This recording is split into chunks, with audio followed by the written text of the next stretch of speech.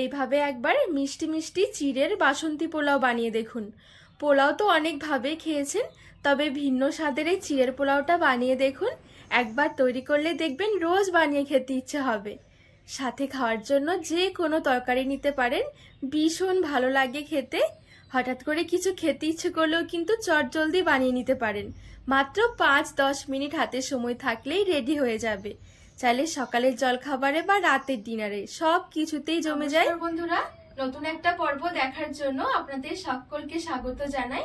আজকে বানিয়ে দেখাবো একেবারে ভিন্ন স্বাদের, মুখে লেগে থাকার মতন চিড়ের বাসন্তী পোলাও। এভাবে একবারে চিড়ে দিয়ে এই পোলাওটা বানিয়ে দেখুন। বানানো যেমন সহজ, খেতেও অনেক ভালো লাগে। তো চলুন, আশা করছি রেসিপিটি অনেক ভালো লাগবে। তো এখানে আমি একটা বাটি নিয়েছি। বাটির মধ্যে মেজারমেন্ট কাপ মেপে নিয়ে নেব 1.5 কাপ মতন চিড়ে।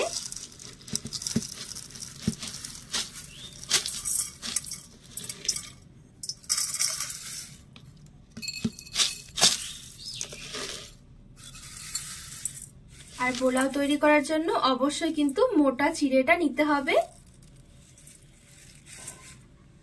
এবারে জল দিয়ে চিড়েটা একটু ভালো করে ধুয়ে নেব।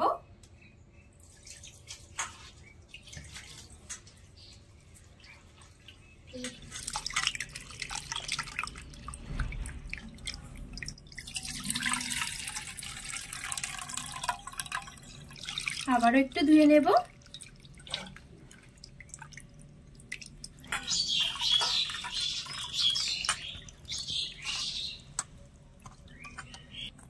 তো এখানে 2 বারের মতন খুব সুন্দর করে চিড়েটা আমি ধুয়ে নিয়েছি। এবারে ধোয়া চিড়েটা এক সাইডে রেখে দেব।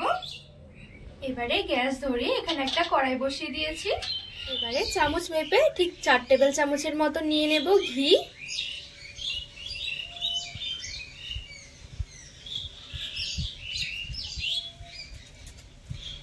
ঘিটা একটু গরম করে নেব। ঘিটা যখন গরম হয়ে যাবে 3টে এলাচ একটু মুখ ফাটিয়ে দিয়ে দিলাম। কয়েকটা দিয়ে দিচ্ছি লবঙ্গ, আর একটু দিয়ে দিচ্ছি দারুচিনি, কয়েকটা দিয়ে দিচ্ছি তেজপাতা, আর নিয়েছি এখানে কিছু বাদাম। আমি এখানে কাঠবাদাম আর কাজু বাদামটা নিয়েছি। ভালো করে নেড়ে ছেড়ে একটুখানি বাদামগুলো ভেজে নেব।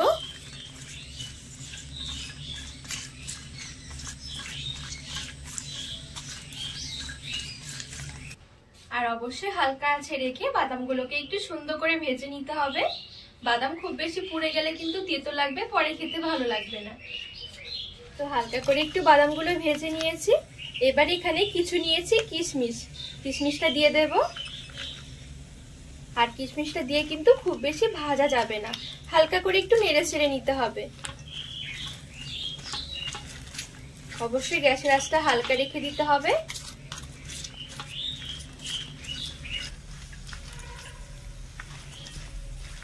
কিশমিশটা দিয়ে কয়েক সেকেন্ডের জন্য আমি একটু নাড়াচাড়া করে নিয়েছি।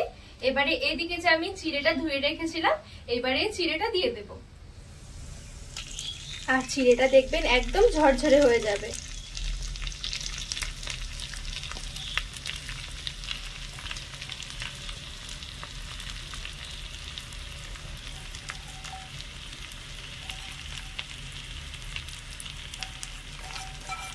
নেড়ে ছেড়ে মিশিয়ে নেব।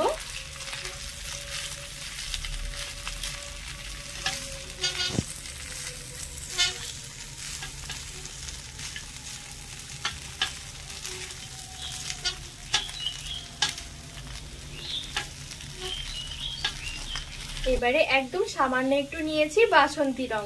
যেহেতু বাসন্তী পোলাও তৈরি করছি, আর যদি রংটা না দিতে চান সেক্ষেত্রে একটু হলুদ গুঁড়ো দিয়ে দেবেন। মিশিয়ে নেব।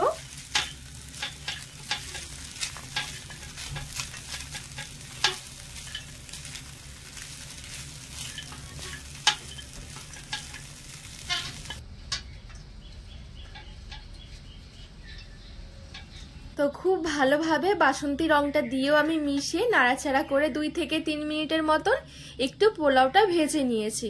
একদম হালকা হাতে নাড়াচাড়া করতে হবে, তাহলে দেখবেন পোলাও কোনোভাবে ভেঙে যাবে না। এবারে পোলাওটা একটু মিষ্টি করে তৈরি করব, সেই জন্য নিয়েছি গুঁড়ো করা চিনি। গোটা চিনিও দিতে পারেন, তবে কি গুঁড়ো চিনি দিলে মেশাতে সুবিধা হয়। 1.5 টেবিল চামচের মতন দিয়ে দিচ্ছি। মিষ্টির স্বাদটা আপনারা বাড়িয়ে কমিয়ে নিতে পারেন। সামান্য একটু দিয়ে দিচ্ছি লবণ, আর সামান্য একটু দিয়ে দিচ্ছি গোলমরিচের গুঁড়ো। আবারও সবকিছু ভালো করে মিশিয়ে নেব। একটু মিষ্টি মিষ্টি হলে পোলাওটা কি বাচ্চারা দেখবেন খুবই পছন্দ করবে।